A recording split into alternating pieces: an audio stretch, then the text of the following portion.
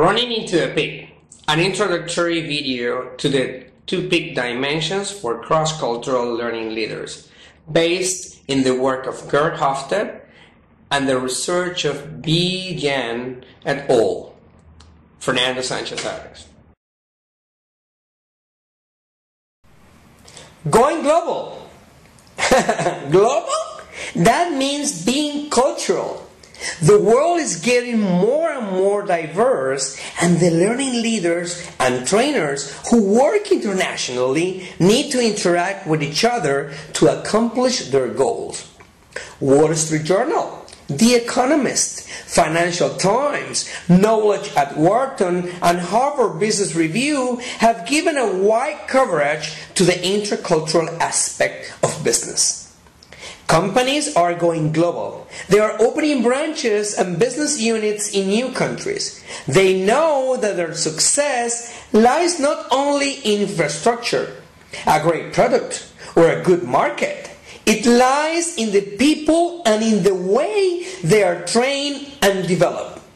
If they want to grow, they need to help their people to understand what means being global.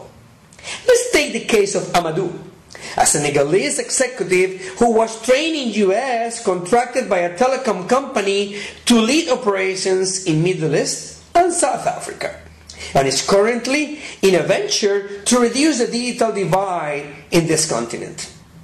Joeline, a Texan learning leader who has worked and lived in China and in Singapore, and is currently leading an executive education project in the United Kingdom for a major business school. If Joeline and Amadou will work together, no matter how culturally competent they are, they will still face some cultural challenges that can jeopardize any international project and make their companies lose millions. Can you imagine those learning leaders who have not worked outside their homeland or parent culture? We all think, feel, and act in different ways according to our mental models or paradigms, and we need to learn how to use them in the best way we can. In a story shared by Joel Barker in a video based on his book, The Business of Paradigms, Tom, a truck driver, was traveling down a curving country road. All of a sudden, a red car came swerving wildly around a curve in his lane. As the red car sped by, the lady driver yelled out the window, "Pig!" Tom could not believe this lady had the nerve to call him a pig. So he called her a cow. As Tom took the next curve, he crashed into a pig that was crossing the road. Your culture can tell you that the lady is insulting you when she's really warning you to prevent an accident. If you do not understand cultural differences, your learning initiative will crash into a pig. Gerd Hofstede, author of Cultures and Organizations, Software of the Minds, and Culture's Consequences, another book, found after an extensive research 5 dimensions that highly affect the social dynamic of international workers and trainers, which we have organized in the acronym TUPIG: time orientation, uncertainty avoidance, power distance, individualism and collectivism, and gender focus. Hofstede says that you have to make yourself key questions.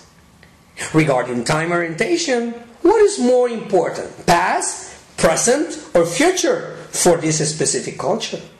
Uncertainty avoidance, how threatened they feel by uncertain and unknown situations. In power distance, how equally or unequally is the power distributed? Individualism or collectivism, how important is individual versus group accomplishment? In gender focus, which is more important, competitiveness or warm relationships?